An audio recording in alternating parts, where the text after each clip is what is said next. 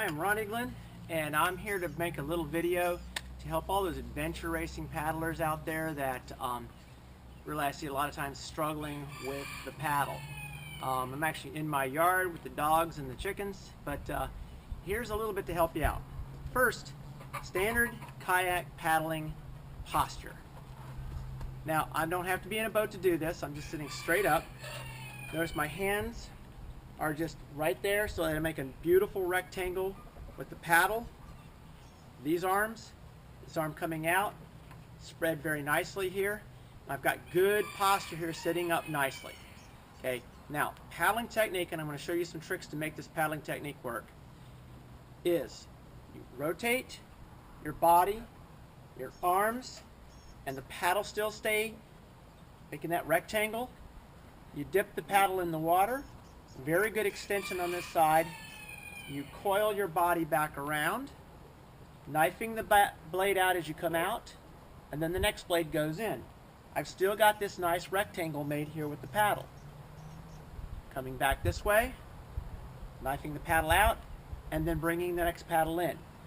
Now, as I work this, if you watch very closely, you'll see that that rectangle really never goes away. The paddle may go up and down, but the rectangle does not change.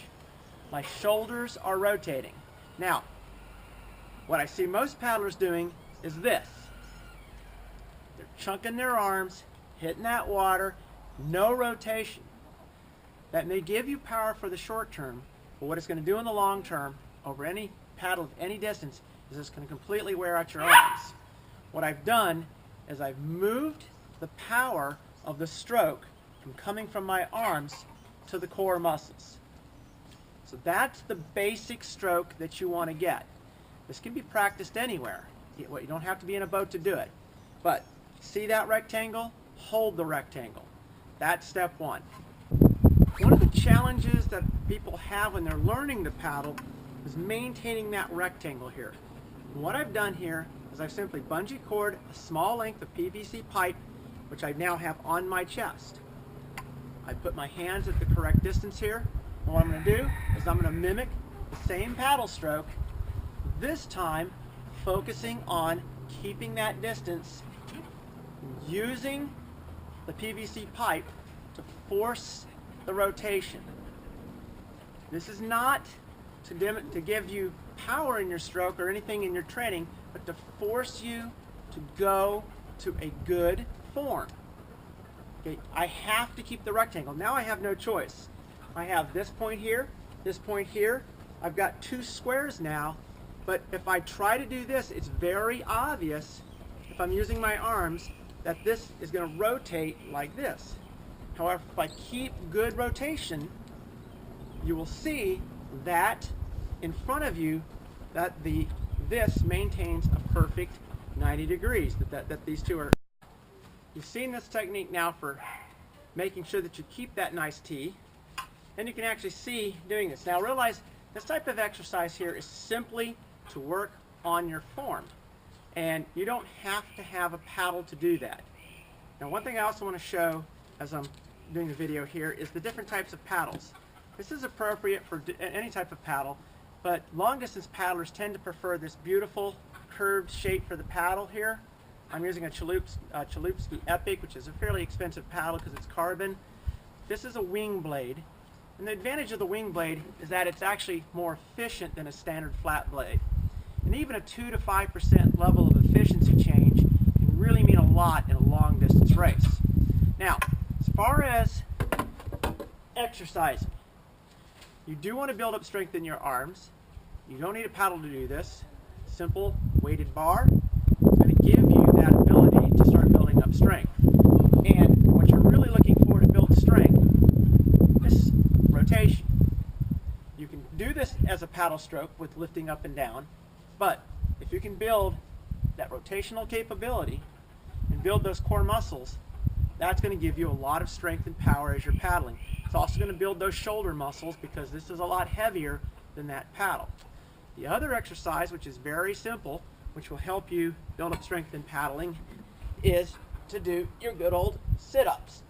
Back and forth, like so, any type of sit-up activity is going to be useful for actually building strength for paddling. If you're paddling correctly, this core set of muscles is what's doing all the work. Your arms should come out of a paddle feeling nice and rested and relaxed. If they're hurting, if you're feeling soreness, especially the next day in your arms and shoulders, you're not doing the paddling the right way. If, however, you feel like you've done 1,000 sit-ups the day before, you are paddling in the correct manner. So there's a few little hints and tips to help you out. Answer one more question that I had from some of the adventure racers on this one, and this is about feathering the blade. If I'm paddling in zero wind or even a slight tailwind, I typically don't feather the blade, and feathering it to me is just a matter of comfort, okay, of actually my paddling stroke. So I'm actually not having to worry about that. Now, what I typically will do is, as my hand is moving forward, this hand will open, it'll close, and as I move this hand forward, I open this hand. What that does is it keeps a lot of people I see just knuckling down on the paddle, and they tire their hands out. Well, simply opening and relaxing your hands and getting used to doing that open and relax as you're doing the paddling rotation will really make your hands feel a lot more comfortable. Now, as far as feathering, you should really go with what's comfortable to you, but if you do a typical feather, you're going to have one hand that's going to actually lead the rotation of the blade, because you're going to actually rotate one blade into the water and switch it back. So you're going back and forth with the blade rotation. Now, if you're paddling into a strong headwind, these two things right here and here are sails. And when you're moving that sail against the wind, you actually are causing a fairly significant amount of drag in the reverse direction on the boat. By feathering to a 45, basically this blade is now knifing forward through the wind, while this blade is on the pull stroke. When you rotate the blade, this is now the blade knifing forward. That difference in having a flat surface against the wind and a knife surface against the wind will actually save you quite a bit of energy. I recommend that you practice paddling with both a flat stroke, with a feathered stroke. You're going to hear lots of opinions of whether people think that different strokes are more efficient than other strokes, and I actually do believe that a feathered stroke probably is a more efficient stroke, but you should still stick with the stroke that is most comfortable to you, because you're just going to paddle better. So hopefully this is very, very useful to you. I showed you a few techniques here. I'm not Mr. Expert Paddler, but I do know enough to help out some racers who really have had big issues with paddling a boat. Hopefully I'll be able to give you a good little video on steering, which I see a lot of beginner teams have real difficulties with when they're steering a canoe or trying to maneuver it. That'll be in another video. Thanks.